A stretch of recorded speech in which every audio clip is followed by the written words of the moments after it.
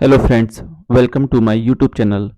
दोस्तों, आज के इस वीडियो में मैं आपके लिए लेकर आया हूँ फिजिक्स यानी कि भौतिक विज्ञान से संबंधित आज के 100 मोस्ट इम्पोर्टेंट एमसीक्यू। दोस्तों, आज का इस वीडियो बहुत इम्पोर्टेंट होने वाला है। दोस्तों, यह वीडियो आप सभी एग्ज़ाम्स में आपके लिए हेल्प करेगा। आप चाहे स्टेट पीसीएस का एग्ज़ाम दे रहे हो या एसएससी का दे रहे हो या आरआरबी का दे रहे हो, ठीक है, या अदर एग्जाम की यदि आप तैयारी कर रहे हैं तो साइंस की दृष्टि से अगर मैं बोलूं तो ये वीडियो आपके लिए काफ़ी महत्वपूर्ण होने वाला है। तो दोस्तों, चलिए शुरू करते हैं हमारे आज के पहले प्रश्न से। हमारा आज का पहला प्रश्न है, हेलीकॉप्टर का आविष्कार किसने किया था? दोस्तों, एसएससी में ये प्रश्न पूछा गया है। ठीक है, आपके पास चार ऑप्शन है, आप सही ऑप्शन का आइडिया लगा सकते हैं पहले। तो मैं आपको सीधे आंसर बताऊंगा इसमें। ठीक है, हेलीकॉप्टर का दोस्तों जो आविष्कार किया था वो किसने किया था? ब्रिकवेट ने। ऑप्शन बी इसका सही आंसर होने वाला है। चलिए अगला प्रश्न देखते हैं, रडार के आविष्कारक थे। तो दोस्तों, रडार के आविष्कारक बताने हैं। रडार जिसको हम RADR के रूप में लिखते हैं, और दोस्तों इसकी जो फुल फॉर्म होती है वो होती है radio detection and ranging. Radio detection and ranging दोस्तों, इसकी फुल फॉर्म भी परीक्षा में पूछी जाती है। ठीक है, और इसका सही उत्तर हो जाएगा दोस्तों, इसका सही आंसर है टेलर एवं यंग। ऑप्शन डी इसका सही उत्तर हो जाएगा। अगला प्रश्न देखते हैं, नोबेल पुरस्कार अल्फ्रेड नोबेल के नाम पर शुरू हुआ जिन्होंने खोज की थी। तो दोस्तों ये पूछा है कि अल्फ्रेड नोबेल ने किसकी खोज की थी, और दोस्तों इन्होंने किसकी खोज की है? डायनामाइट की। तो ऑप्शन डी इसका सही आंसर होने वाला है। दोस्तों, अल्फ्रेड नोबेल की यदि मैं बात करूं तो दोस्तों जो नोबेल पुरस्कार है इसकी शुरुआत होती है 1901 से। ठीक है, 1901 से इसकी शुरुआत होती है। यह किन क्षेत्र में दिया जाता है? तो फिजिक्स, केमिस्ट्री, समाज सेवा, ठीक है, चिकित्सा, मेडिसन, लिटरेचर, साहित्य और अर्थशास्त्र, इकोनॉमिक्स।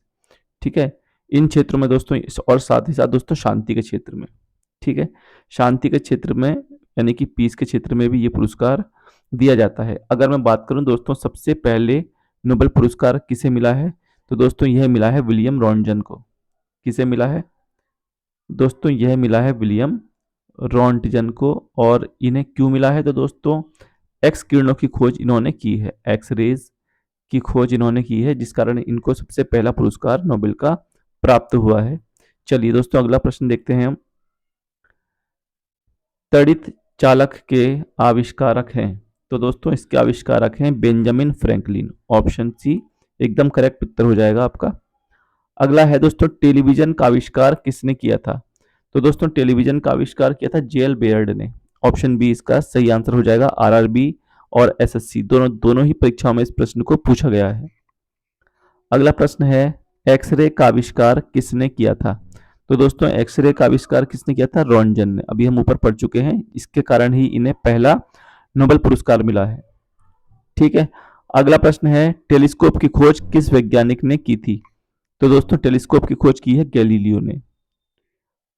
हवाई जहाज का आविष्कार किसने किया था? तो दोस्तों हवाई जहाज का आविष्कार किसने किया है? ये किया है राइट ब्रदर्स ने। अगला प्रश्न है, गैस इंजन की खोज किसने की है? तो दोस्तों गैस इंजन की खोज की है डैमलर ने। ऑप्शन सी इसका सही उत्तर हो जाएगा। अगला प्रश्न है, परमाणु बम का विकास किसने किया है? तो दोस्तों यह विकास किया है जे रॉबर्ट ओपेनहीमर ने। ऑप्शन बी इसका सही आंसर हो जाएगा। प्रक्षेपास्त्र का विकास किसने किया है? तो दोस्तों इसका विकास किया गया है वन वॉन ब्रॉन के द्वारा। ऑप्शन ए इसका सही उत्तर हो जाएगा। अगला प्रश्न है, हाइड्रोजन बम किसने विकसित किया? तो दोस्तों हाइड्रोजन बम विकसित किया है एडवर्ड टेलर ने। ऑप्शन सी इसका सही आंसर हो जाएगा। लेजर का आविष्कार किसने किया था? तो दोस्तों लेजर का आविष्कार किया है TH मेमन ने। ऑप्शन सी एकदम सही आंसर हो जाएगा इसका। अगला प्रश्न है, इलेक्ट्रॉन सूक्ष्मदर्शी का आविष्कार किसने किया था? तो दोस्तों यह किया है नोल और रुस्का ने। ऑप्शन ए इसका करेक्ट आंसर हो जाएगा। अगला प्रश्न है, निम्नलिखित में से कौन सा युग्म सम्मिलित नहीं है? तो जेम्स वॉट वास्प इंजन दोस्तों सही है। एजी बेल टेलीफोन, जी दोस्तों ये भी सही आंसर है, ग्राहम जी बेल ने। ठीक है। जे अल्बर्ट टेलीविजन की खोज की है, ये भी सही उत्तर है। जे पार्किंस पेनिसिलिन की, तो दोस्तों ये हमारा जो है क्वेश्चन मतलब ये गलत दिया गया है, लेकिन प्रश्न के हिसाब से जो हमारा उत्तर होगा वो ऑप्शन डी हो जाएगा। ऑप्शन डी इसका सही आंसर है। कंप्यूटर का जनक समझे जाने वाले व्यक्ति हैं, तो दोस्तों कंप्यूटर का जो फादर है, कंप्यूटर के जनक किसको बोलते हैं? चार्ल्स बेबेज को बोलते हैं। ऑप्शन ए इसका सही आंसर हो जाएगा। अगला प्रश्न है, जेट इंजन का आविष्कार किसने किया था? तो दोस्तों जेट इंजन का आविष्कार किसने किया है? फ्रैंक व्हिटले ने किया है। ऑप्शन बी एकदम सही उत्तर हो जाएगा इसका। माइक्रोफोन का आविष्कारक किसे माना जाता है? तो दोस्तों इसका आविष्कारक मानते हैं ग्राहम बेल को। स्कूटर के आविष्कारक कौन है? तो दोस्तों स्कूटर के आविष्कारक हैं ब्रॉडशा। ठीक है, ऑप्शन ए इसका सही आंसर हो जाएगा एकदम। चलिए अगला प्रश्न देखते हैं। नाभिकीय रिएक्टर के खोज करता है, तो दोस्तों नाभिकीय रिएक्टर के जो खोज करता है वो कौन है? Enrico Fermi. ठीक। अगला प्रश्न देखते हैं, वायरलेस का आविष्कार किसने किया था? तो दोस्तों वायरलेस का आविष्कार किया है मार्कोनी ने। अगला प्रश्न है, फाउंटेन पेन का आविष्कारक कौन थे? तो दोस्तों फाउंटेन पेन के आविष्कारक थे वाटरमैन। ऑप्शन ए इसका सही आंसर हो जाएगा एकदम। अगला प्रश्न है, निम्नलिखित में से अलेक्जेंडर ग्राहम बेल द्वारा किसका आविष्कार किया गया था? तो दोस्तों ग्राहम बेल ने किसका आविष्कार किया था? टेलीफोन का। ठीक है दोस्तों, आपको बताना है कि मोबाइल का आविष्कार किसने किया है। ठीक है, मोबाइल का आविष्कार किसने किया है आप कमेंट सेक्शन में मुझे बता सकते हैं। चलिए अगला प्रश्न देखते हैं, टाइपराइटर के आविष्कारक हैं, तो दोस्तों टाइपराइटर के आविष्कारक कौन है? शोल्स। ऑप्शन बी इसका सही आंसर हो जाएगा। सेफ्टी लैंप के आविष्कारक हैं, तो दोस्तों सेफ्टी लैंप के आविष्कारक हैं डेवी। ऑप्शन बी एकदम सही आंसर होने वाला है। बिजली के बल्ब का आविष्कार किसने किया? दोस्तों सभी जानते हैं बिजली के बल्ब का आविष्कार किसने किया है? एडिसन ने किया है। और एडिसन का दोस्तों जो पूरा नाम है वो है थॉमस एल्वा एडिसन। अगला प्रश्न है, बैरोमीटर का आविष्कार किसने किया था? तो दोस्तों बैरोमीटर का आविष्कार किसने किया है? टॉरिसेली ने। ठीक है, ए टॉरिसेली करके नाम इनका दिया जाता है। अगला प्रश्न है, इलेक्ट्रॉनिक कंप्यूटर का आविष्कार किसने किया है? तो दोस्तों ये किया है मॉशले ने। ठीक है, एकट एवं मॉशले ने। अगला प्रश्न है, एलईडी का आविष्कार किसने किया है? तो दोस्तों यह आविष्कार किसने किया है? निक होलोनियाक। ऑप्शन ए इसका एकदम सही उत्तर हो जाएगा। चलिए अगला प्रश्न देखते हैं, मशीन गन का आविष्कार किया गया था, तो दोस्तों मशीन गन का आविष्कार किसके द्वारा किया गया है? जेम्स पकल के द्वारा किया गया है। ऑप्शन डी इसका सही आंसर हो जाएगा। सेफ्टी रेजर का आविष्कार किसने किया? तो दोस्तों सेफ्टी रेजर का आविष्कार किया है जिलेट ने। ठीक है, इनके नाम से रेजर भी आता है जिलेट का। अगला प्रश्न है, पारद थर्मामीटर का आविष्कार किसने किया था? तो दोस्तों यह जो आविष्कार किया है ये किया है फारेनहाइट ने। ऑप्शन बी सही आंसर हो जाएगा। मोबाइल फोन का आविष्कार किसने किया था? दोस्तों मैं भी आपसे पूछा था मोबाइल फोन का आविष्कार किसने किया था, ये प्रश्न आ गया है। और इसके जो आविष्कारक हैं वो कौन है? Martin Cooper. तो ऑप्शन बी हमारा एकदम सही आंसर हो जाएगा। अगला प्रश्न है, बैटरी का आविष्कार किसने किया है? तो दोस्तों बैटरी का आविष्कार किया है एलेसांड्रो वोल्टा ने। ऑप्शन ए इसका सही आंसर हो जाएगा। निम्नलिखित में से गलत युग्म को चिन्हित करें, तो दोस्तों हमें इसमें से गलत बताना है। मैडम क्यूरी ने डायनामाइट का खोज की है, ये हमारा एकदम सही आंसर हो जाएगा, क्योंकि मैडम क्यूरी ने डायनामाइट की नहीं बल्कि रेडियम की खोज की थी। और डायनामाइट की खोज तो खोजकर्ता कौन है? ठीक है, कौन है दोस्तों? नोबेल। ठीक है, एजी बेल टेलीफोन की है, सही है।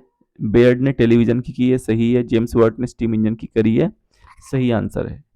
ठीक है, तो ऑप्शन ए हमारा एकदम सही आंसर हो जाएगा इसमें।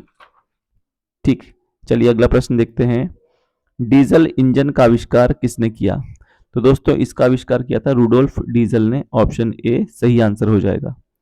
अल्फ्रेड नोबल ने किसका आविष्कार किया है? तो दोस्तों अल्फ्रेड नोबल ने अभी हम पढ़ चुके हैं डायनामाइट का आविष्कार किया है। इन्हीं के नाम पर नोबेल पुरस्कार की शुरुआत होती है 1901 से। ठीक, वर्षा की अम्लता इसके द्वारा मापी जाती है। तो दोस्तों बारिश की जो हम अम्लता को नापते हैं वो किसके द्वारा नापा जाता है? वो पीएच मीटर के द्वारा नापा जाता है। ठीक है, पीएच की यदि वैल्यू जो होती है 7 से कम होती है दोस्तों तो वह अम्लीय कहलाता है, 7 में यह उदासीन कहलाता है और 7 से अधिक होने पर यह क्षारीय कहलाता है। ठीक है, आपको यहाँ पर बताना है कि रक्त का पीएच वैल्यू क्या होता है। ठीक है, किसका बताना है? ब्लड का, रक्त का पीएच कितना होता है ये आपको बताना है कमेंट्स में। चलिए अगला प्रश्न देखते हैं। पायरोमीटर निम्नांकित के नापने के लिए प्रयोग में लाया जाता है। तो दोस्तों किसे मापने के लिए लाया जाता है? ये उच्च तापमान को। ठीक है, जिनके टेम्परेचर दोस्तों 800 डिग्री सेल्सियस से ऊपर के होते हैं उन्हें हम पायरोमीटर से नापते हैं। सूर्य के जो तापमान वगैरह हैं, ठीक है, सूर्य के या फिर अन्य तारों के, उनका तापमान हम पायरोमीटर से ही मापते हैं। अगला प्रश्न है, महासागर में डूबी हुई वस्तुओं की स्थिति जानने के लिए निम्न में से किस यंत्र का प्रयोग किया जाता है? तो दोस्तों यह जो प्रयोग किया जाता है यह किया जाता है सोनार का। ठीक है, किसका प्रयोग किया जाता है? सोनार का। इसकी फुल फॉर्म है साउंड नेविगेशन एंड रेंजिंग। ठीक है, साउंड नेविगेशन एंड रेंजिंग। अगला प्रश्न है दोस्तों हमारा, निम्नांकित में से कौन सुमेलित नहीं है? तो दोस्तों कौन सा मैच नहीं करता है? मैनोमीटर दाब को मापने के लिए यूज होता है, सही है। कार्बोरेटर आंतरिक दहन इंजन को मापने के लिए यूज होता है, दोस्तों इसका आंसर भी एकदम सही है। ठीक है, कार्डियोग्राफ को हृदय गति को कार्डियोग्राफ से नापते हैं, सही है। सिस्मोमीटर पृष्ठ तल की वक्रता है, दोस्तों ये गलत है। ठीक है, ये भूकंप नापने के काम आता है। तो ऑप्शन डी जो है वो हमारा सही आंसर हो जाएगा। ठीक है, चलिए अगला प्रश्न देखते हैं। निम्न में से कौन सुमेलित नहीं है? तो दोस्तों कौन सा सुमेलित नहीं है इसमें हमको ये बताना है। एनीमोमीटर वायु की चाल, सही है। अमीटर विद्युत धारा, सही है। टैक्योमीटर दाबांतर, दोस्तों ये गलत हो जाएगा, दाबांतर। ठीक है, पायरोमीटर उच्च तापमान, ये भी सही है, अभी हम पीछे पड़ चुके हैं। तो ऑप्शन सी जो है वो हमारा सही आंसर हो जाएगा दोस्तों। ठीक है, चलिए अगला प्रश्न देखते हैं। सापेक्षिक आर्द्रता किससे नापी जाती है? तो दोस्तों ये नापी जाती है हाइग्रोमीटर से। अगर बात करें दोस्तों हाइड्रोमीटर की तो ये घनत्व नापने के काम आता है। ठीक है, लैक्टोमीटर से हम दूध की शुद्धता मापते हैं। ठीक, चलिए अगला प्रश्न देखते हैं। रेफ्रिजरेटर में थर्मोस्टेट का कार्य है। तो दोस्तों थर्मोस्टेट का कार्य क्या होता है? समान तापमान बनाए रखना। ऑप्शन सी इसका एकदम सही आंसर हो जाएगा। अगला प्रश्न देखते हैं। मैनोमीटर के द्वारा किसकी माप की जाती है? तो दोस्तों मैनोमीटर जो होता है वो गैसों का दाब मापने के काम आता है। ठीक, ऑप्शन बी इसका एकदम सही आंसर हो जाएगा। वायु की आर्द्रता मापने के लिए कौन सा यंत्र प्रयुक्त किया जाता है?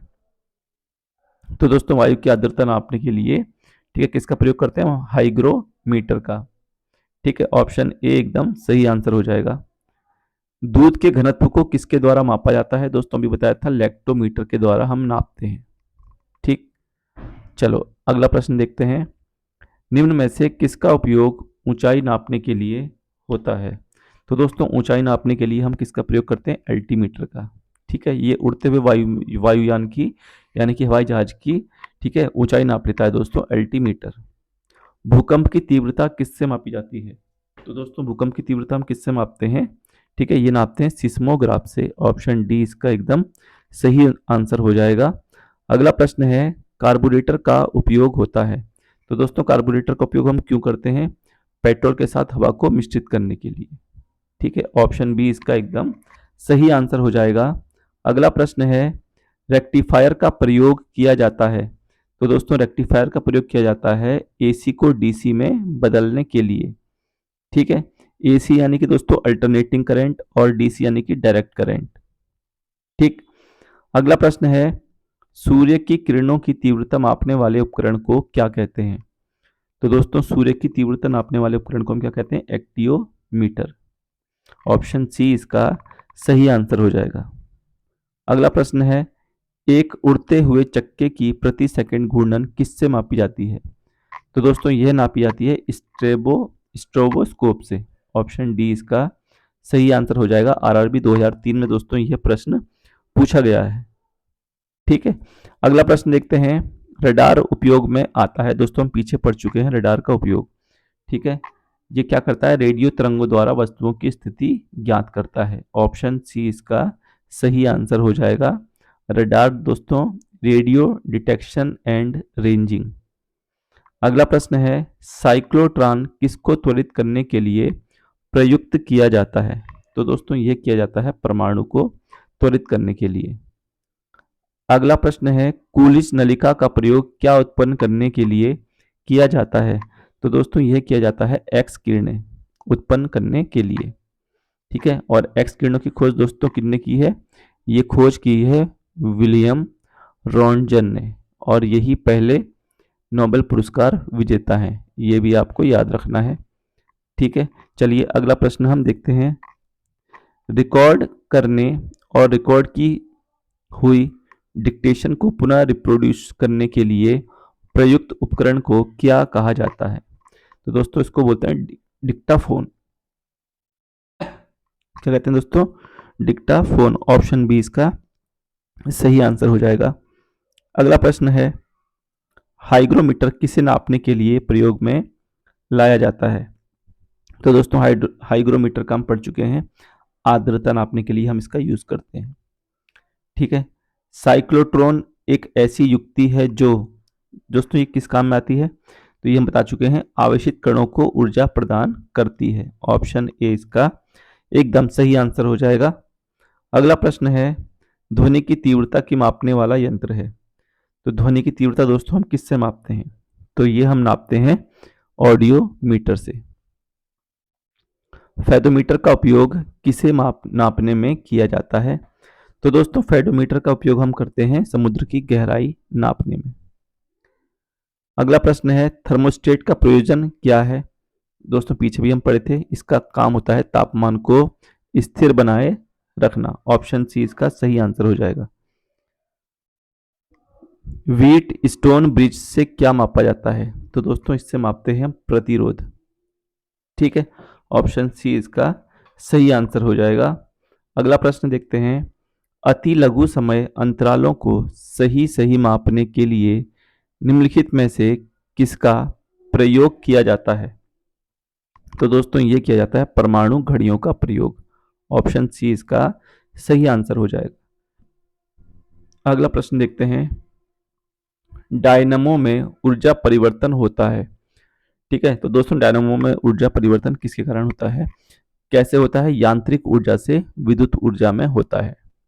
ठीक है, ऑप्शन ए इसका सही आंसर हो जाएगा। अगला प्रश्न देखते हैं, प्रकाश विद्युत सेल बदलता है। तो दोस्तों यह किसे किस में बदलता है? तो यह प्रकाश ऊर्जा को विद्युत ऊर्जा में बदलता है।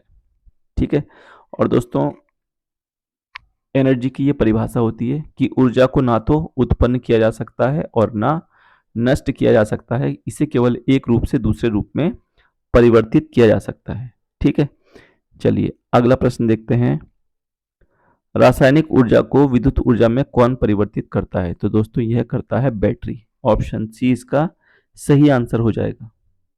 अगला प्रश्न है, वायुमंडलीय दबाव को मापने के लिए किस यंत्र का उपयोग किया जाता है? दोस्तों पीछे बता चुके हैं, वायुमंडलीय दबाव को नापने के लिए हम बैरोमीटर का प्रयोग करते हैं। ठीक है, आई होप दोस्तों आपको समझ में आ रहा होगा। अगला प्रश्न है, पायरोमीटर का प्रयोग होता है। तो दोस्तों पायरोमीटर का प्रयोग अभी हम बता चुके हैं, बहुत ज़्यादा टेम्परेचर को जब हम नापते हैं तब हम इसका प्रयोग करते हैं। तो इसका सही आंसर हो जाएगा ऑप्शन के हिसाब से सी। अगला प्रश्न है, दाब के मापन के लिए किस यंत्र का प्रयोग किया जाता है? तो दोस्तों दाब के मापने के लिए हम बैरोमीटर का प्रयोग करते हैं। ऑप्शन ए इसका सही आंसर हो जाएगा। विद्युत धारा का मापन निम्नलिखित में से किस उपकरण का प्रयोग करके किया जाता है? तो दोस्तों इसका उपयोग किया जाता है अमीटर का, ठीक है, प्रयोग करके। ऑप्शन बी इसका सही आंसर हो जाएगा। झूठ का पता लगाने वाला यंत्र है। तो दोस्तों झूठ का पता हम लगाते हैं पॉलीग्राफ से। ठीक है, और इस टेस्ट को या इस परीक्षण को हम बोलते हैं पॉलीग्राफ टेस्ट। अगला प्रश्न देखते हैं, निम्नलिखित में युग्मों में से कौन सा एक सही सुमेलित नहीं है? ऑडोमीटर वाहनों के पहियों द्वारा तय की गई दूरी मापने का यंत्र है, सही है। ऑन्डोमीटर विद्युत चुंबकीय तरंगों की आवृत्ति मापने का यंत्र है। दोस्तों ये भी सही आंसर है। ऑडियोमीटर ध्वनि तीव्रता मापक युक्ति है। दोस्तों ये भी सही है।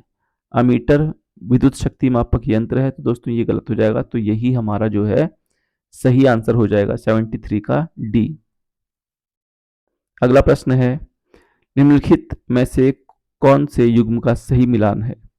सिस्मोग्राफ भूकंप के झटके को तीव्रता को रिकॉर्ड करना, ये सही है दोस्तों एकदम। पिक्नोमीटर सौर विकिरण को मापना, ये गलत है। पायरोमीटर द्रव का घनत्व मापना, ये भी गलत है। पायरिलियोमीटर उच्च ताप को मापना, ये भी गलत है। ठीक है, तो ऑप्शन ए हमारा दोस्तों सही आंसर हो जाएगा इसमें। अगला प्रश्न हम देखेंगे आज का, फ्लाइट रिकॉर्डर को तकनीकी दृष्टि से क्या कहते हैं? तो दोस्तों इसे बोलते हैं ब्लैक बॉक्स। ठीक है, जब भी कोई दुर्घटना वगैरह होती है तो इसी ब्लैक बॉक्स का इस्तेमाल किया जाता है। ठीक है, विमान में कोई भी खराबी आई है, क्या खराबी आई है, उसका पता हम इसी से लगाते हैं, ब्लैक बॉक्स से। चलिए अगला प्रश्न देखते हैं। 76 नंबर का एक क्वेश्चन है, उड़ान अभिलेखी का तकनीकी नाम क्या है? दोस्तों इसी को हम बोलते हैं काला बॉक्स। ऑप्शन सी इसका एकदम सही आंसर हो जाएगा। अगला प्रश्न है, वायु की गति निम्नलिखित के द्वारा मापी जाती है। तो दोस्तों किसके द्वारा मापी जाती है? एनीमोमीटर। ऑप्शन बी इसका सही आंसर हो जाएगा। अगला प्रश्न है, प्रश्न नंबर 78 है दोस्तों। ठीक है, क्वेश्चन क्या है, टैकोमीटर यानी कि वेग मापी का प्रयोग किसके मापने के लिए किया जाता है? तो दोस्तों ये किया जाता है घूर्णन गति को मापने के लिए। अगला प्रश्न है दोस्तों, मैचिंग करनी है इसको हमें। ठीक है, चलिए मैच करते हैं। ठीक, तो इसमें दोस्तों दे रखा है, इसमें हमको मैच करना है, क्या क्या हमारा आंसर हो जाएगा। ठीक है, तो अमीटर धारा नापने के काम आता है, थर्ड हो जाएगा। ठीक है, अब ऑप्शन में दोस्तों हमको केवल एक ही में मिल रहा है थर्ड। ठीक है, तो हमें को तो पहले से ही आंसर मिल जाएगा, यानी कि 20 का सही आंसर होने वाला है। और देख लेते हैं दोस्तों। ठीक है, हाइग्रोमीटर से भी हम पीछे पड़ चुके हैं, आर्द्रता मापने के काम आता है। बैरोमीटर दोस्तों दाब मापने के काम आता है। और स्प्रिंग तुला जो है वो भार मापने के काम आती है। तो ऑप्शन बी हमको मिल जाएगा इसमें 3 4 1 2। ठीक, चलिए अगला प्रश्न देखते हैं। मिलान करना है दोस्तों इसमें भी हमको। ठीक है, और देखते हैं, रिक्टर स्केल पर भूकंप की तीव्रता मापी जाती है। तो इसका तो थर्ड हो जाएगा पहले वाले का, तो ये दोनों तो दोस्तों होंगे नहीं, बी और सी। ठीक है, ब्यूफोर्ट स्केल, तो दोस्तों ब्यूफोर्ट स्केल ये किसको मापने के काम आता है? ठीक है, तो ये मापने के काम आता है दोस्तों हवा की गति। ऑप्शन 4 जो है इससे मिल रहा है ये। केल्विन स्केल दोस्तों ये टेम्परेचर नापने के काम आता है, सेकंड वाला। और मिलीबार स्केल दोस्तों ये दाब मापने के काम आता है। तो क्वेश्चन के अकॉर्डिंग जो हमारा ऑप्शन बन रहा है वो ए बन रहा है। ठीक है, अगला प्रश्न देखते हैं दोस्तों, इसमें भी हमको मिलान करना है सही से। ठीक है, यूपीपीसीएस 2013 में ये प्रश्न पूछा गया है। ठीक है, चलिए देखते हैं दोस्तों क्या है इसका सही आंसर, मैच करते हैं। ठीक है, एनीमोमीटर दोस्तों वायु का वेग नापने के काम आता है। ठीक है, सिस्मोग्राफ भूकंप, थर्ड और फर्स्ट दोस्तों इसी में मिल रहा है हमको। ठीक है, बैरोग्राफ वायुमंडलीय दाब, हाइग्रोमीटर बचा हुआ आर्द्रता। तो ऑप्शन डी जो है वो हमारा एकदम करेक्ट आंसर होने वाला है। ठीक है दोस्तों, चलिए अगला प्रश्न देखते हैं। इसमें भी दोस्तों हमको सुमेलित करना है। ठीक है, तो भूकंप हम पढ़ चुके हैं, कई बार आ चुका है। सिस्मोग्राफ ऊंचाई, ऊंचाई को दोस्तों अल्टीमीटर से मापते हैं। विद्युत धारा को दोस्तों अमीटर से मापते हैं। और प्रतिरोध को हम ओम में मापते हैं। ठीक है, तो हमारा जो दोस्तों सही आंसर हो जाएगा वो कौन सा हो जाएगा? 82 का ए, 2314। अगला प्रश्न है, इसमें भी दोस्तों हमको कूट मेल करना है। ठीक है, किसका संबंध किससे है? तो चलिए दोस्तों इसको भी मिलाते हैं। एनीमोमीटर वायु की गति है, थर्ड हो जाएगा इसका। ठीक है, और दोस्तों एमीटर, अमीटर दोस्तों क्या नापता है? विद्युत धारा, धारा मतलब गति। ऑप्शन बी हो जाएगा इसका, फोर्थ हो जाएगा। ठीक है, टैकोमीटर ये घूर्णन की गति मापता है ये। ठीक है दोस्तों, क्या मापता है ये? घूर्णन की गति मापता है। बचा है दोस्तों पायरोमीटर। पायरोमीटर उच्च तापमान मापता है। तो इस हिसाब से हमारा ऑप्शन बी सही आंसर हो जाएगा एकदम। चलिए अगला प्रश्न देखते हैं। ब्लैक होल सिद्धांत को किसने प्रतिपादित किया था? ब्लैक होल जिसे दोस्तों हम कृष्ण छिद्र के नाम से भी जानते हैं, तो ये बताया था एस चंद्रशेखर ने। ठीक है, अगला प्रश्न देखते हैं। गुरुत्वाकर्षण नियमों के आविष्कारक कौन है? तो दोस्तों इनके आविष्कारक हैं न्यूटन। ठीक है, न्यूटन ने गुरुत्वाकर्षण के नियम जो नियम दिया है वो क्या है? F बराबर जी m1 m2 upon are square. ठीक है, अगला प्रश्न देखते हैं। लॉ ऑफ फ्लोटिंग सिद्धांत की खोज किसने की थी? तो दोस्तों इसमें पूछा है तैरने का सिद्धांत किसने दिया था, और यह सिद्धांत दिया है आर्किमिडीज ने। ठीक है, अगला प्रश्न है। विद्युत धारा का चुंबकीय प्रभाव सर्वप्रथम किसने अवलोकित किया था? तो दोस्तों ये सबसे पहले किया था ऑरस्टेन द्वारा। ऑप्शन बी इसका सही आंसर हो जाएगा। अगला प्रश्न है दोस्तों। भौतिकी में चतुर्थ आयाम का परिचय दीजिए। भौतिकी में चतुर्थ आयाम का परिचय दीजिए। दोस्तों ये किसने कहा था? आइंस्टीन ने। ठीक है, अगला प्रश्न है। एक प्रकाश वर्ष कितनी दूरी होती है? तो दोस्तों एक प्रकाश वर्ष जो दूरी होती है वो कितनी होती है? ठीक है, वो होती है 9.46 इंटू 10⁻11 किलोमीटर। तो 89 का जो है ऑप्शन सी एकदम सही आंसर हो जाएगा। अगला प्रश्न है। 1 किलो कैलोरी ऊष्मा का मान कितना होता है? तो दोस्तों 1 किलो कैलोरी ऊष्मा का मान होता है 4.2 इंटू 10⁻³ जूल। ठीक, ये इसका दोस्तों एकदम करेक्ट आंसर हो जाएगा। अगला प्रश्न है। 1 मेगावाट घंटा किसके बराबर होता है? तो दोस्तों 1 मेगावाट घंटा बराबर होता है 3.6 गुणा 10⁹ जूल के। 1 जूल किसके बराबर होता है? तो दोस्तों ये बराबर होता है 10⁷ अर्ग के। 1 नैनो सेकंड में कितने होते हैं? सेकंड होते हैं। ठीक है, दोस्तों ये होते हैं 10⁻⁹ सेकंड। अगला प्रश्न है। 1 एंगस्ट्रॉम में कितने मीटर होते हैं? तो दोस्तों ये होते हैं 10⁻⁻10 मीटर। ऑप्शन ए आपका एकदम सही आंसर हो जाएगा। एक अश्वशक्ति में कितने वाट होते हैं? है ना दोस्तों?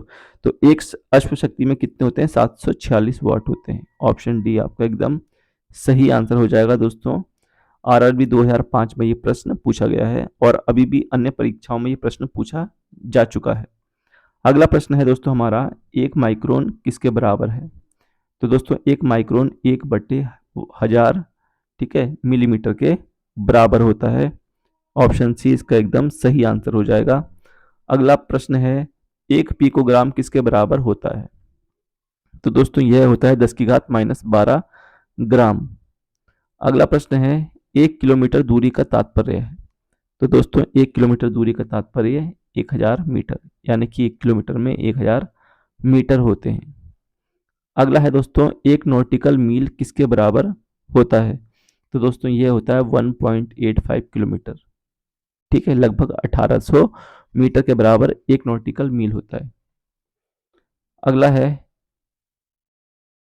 1 फैदम किसके बराबर होता है? तो दोस्तों जो 1 फैदम होता है वो 1.80 किलोमीटर के बराबर होता है। ठीक है दोस्तों, तो ये थे कुछ महत्वपूर्ण प्रश्न। आई होप आपको दोस्तों पसंद आया होगा वीडियो। यदि वीडियो पसंद आए तो प्लीज़ वीडियो को लाइक शेयर और सब्सक्राइब जरूर करें। मिलते हैं नेक्स्ट वीडियो में, तब तक के लिए दोस्तों धन्यवाद। तब तक के लिए धन्यवाद। जय हिंद।